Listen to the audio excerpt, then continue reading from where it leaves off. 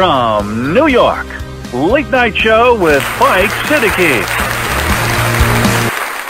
السلام علیکم خواتین حضرات، گزشتہ ویڈیو میں چند صاحبان کو چھوڑ کے جو آپ انگلیوں پہ گن سکتے ہیں، تقریباً کوئی 100-150 دوستوں نے مجھ سے اختلاف کیا میری رائے سے، جو ایک بڑی پازیٹیو چیز ہے۔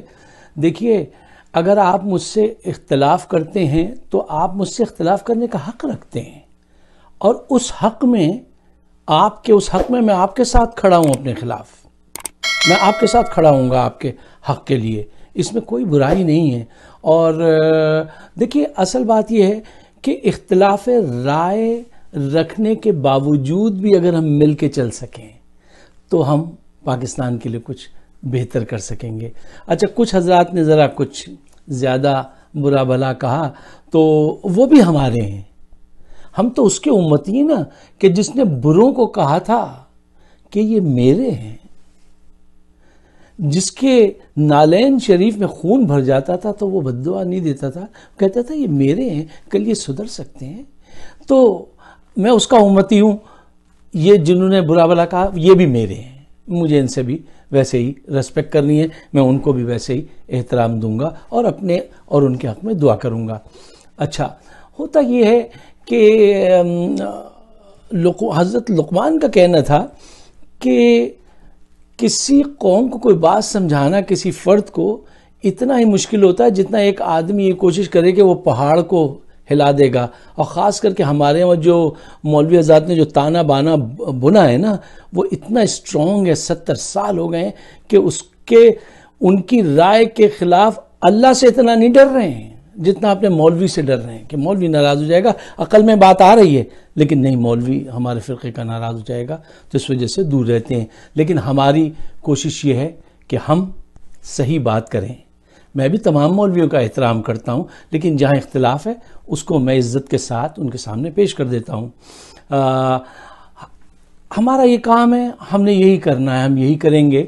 شعر سنیے کہ وطن کی محبت میں ہم آشفتہ سروں نے، وطن کی محبت میں ہم آشفتہ سروں نے وہ قرض اتارے ہیں جو واجب بھی نہیں تھے، وہ قرض اتارے ہیں جو واجب بھی نہیں تھے۔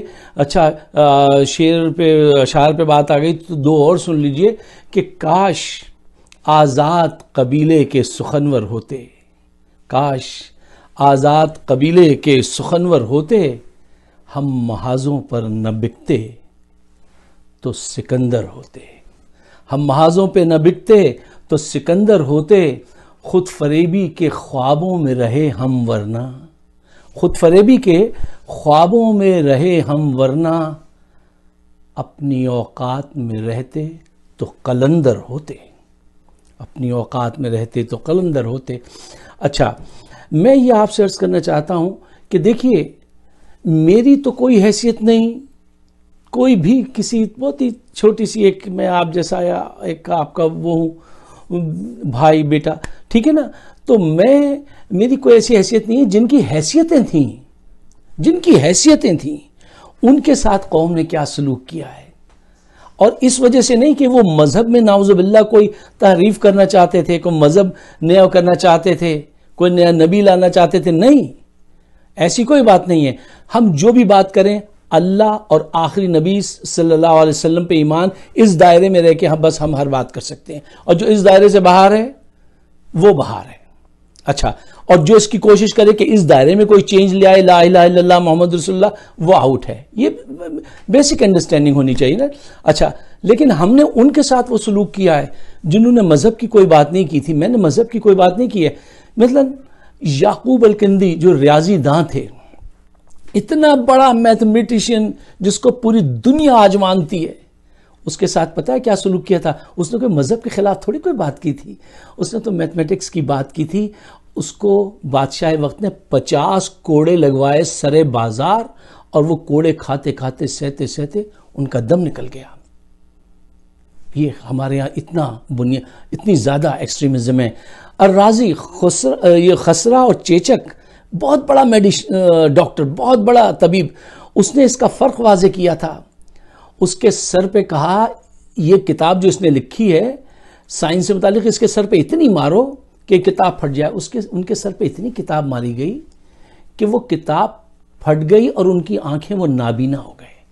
تو جو اختلاف کرتے ہیں، نئی سوچ لاتے ہیں، ان کا بہت برا انجام ہوتا ہے. لیکن اگر اللہ اس کے رسول سے وعدہ کیا تو ڈرنا نہیں ہے، بات کو سامنے رکھنا چاہیے. ہمیں اپنی بات کو سامنے ضرور رکھنا چاہیے، لیکن ادب احترام کے ساتھ. دیکھیے قرآن کریم میں یہ آیا ہے، بالکل آیا ہے کیا کہ یہودی اور نصارہ تمہارے دوست نہیں ہو سکتے.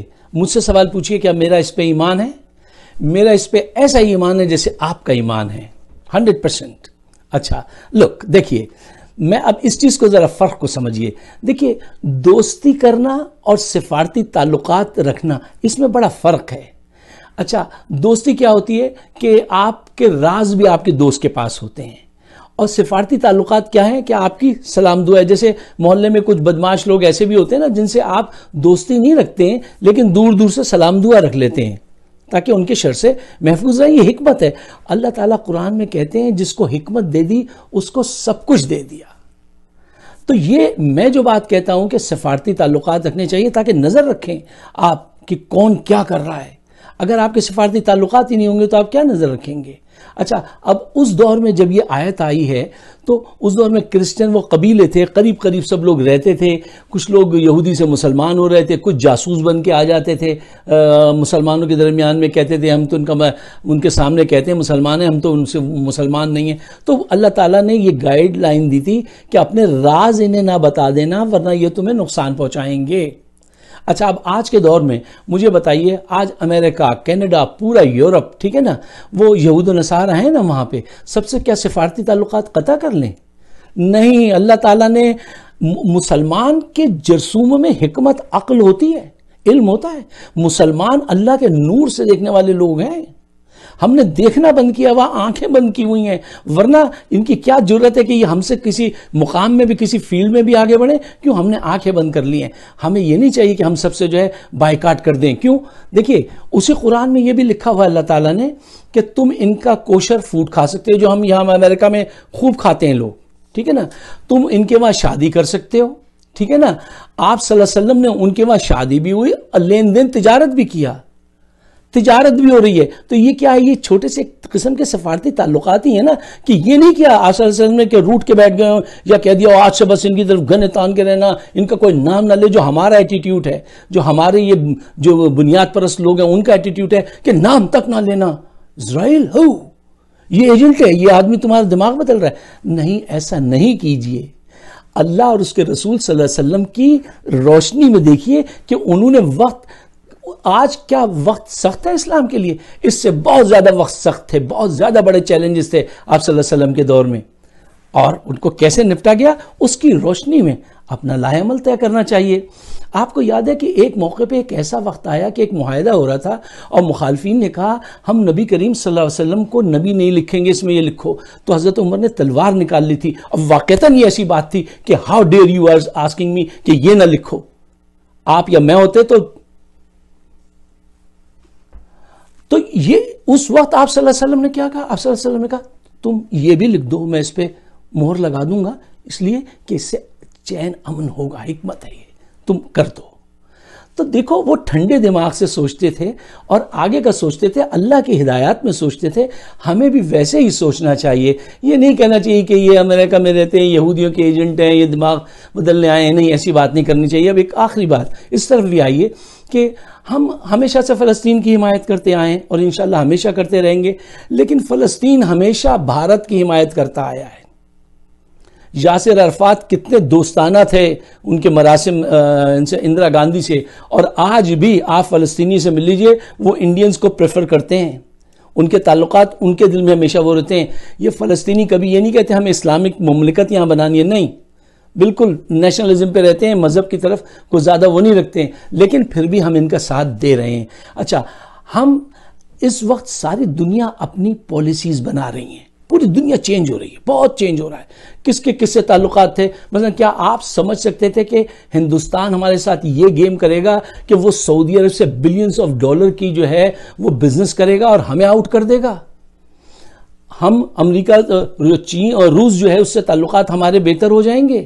ٹھیک ہے, پوری دنیا میں ایک نئے اسٹرکچر ڈیولپ ہو رہے ہیں, تو ہمیں بھی چاہیے ہم بھی آنکھیں کھول کر اپنے مفاد کو دیکھ کے کہ پاکستان کے حق میں کیا بہتر ہے. اور ہاں یہ کہتا ہوں, دوبارہ کہتا ہوں بھائی, خدا کے واسطے سمجھیے اس بات کو, اللہ اور اس کے رسول کی گائیڈ لائن میں اسلام کی بڑے اس سے اٹھیے, ان سے زیادہ تعلیم حاصل کیجئے, ان سے زیادہ بزنس کیجئے, ان سے زیادہ بہتر پرفارمنس دیجئے, ان سے زیادہ ایجادات کیجئے, ان کو اپنا مرہون منت کیجئے, لیکن یہ نہ کیجئے کہ روٹ کے کونے میں بیٹھ جائیں.